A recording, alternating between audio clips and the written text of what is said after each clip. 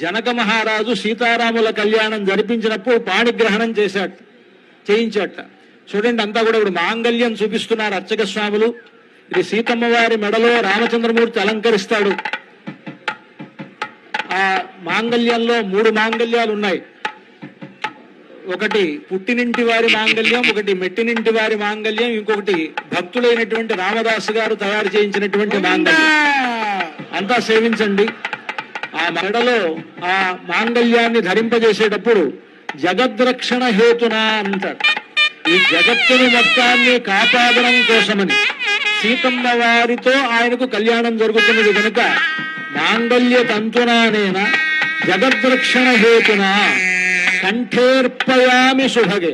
ఇక్కడ మామూలుగా అందరూ కంఠే బధ్నామి అని అంటారు, కంఠే అర్పయామి అని అంటారు.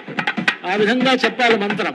కంఠేర్పయామి శుభగే త్వంజీవ శరదాం శతం అంటూ ఆ మాంగళ్య మంత్రాన్ని పఠిస్తూ సీతమ్మ వారి మెడలో రామచంద్రమూర్తి అర్పించేటువంటి సన్నివేశాన్ని ఇప్పుడు మనం చూడబోతూ ఉన్నాం.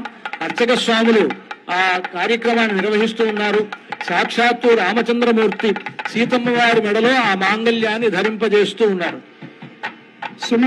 సుమంగళీర్తి మంత్రేణ శ్రీ సీతా మహాలక్ష్మీదేవ్యాః కంఠే మంగళసూత్రం బధ్వా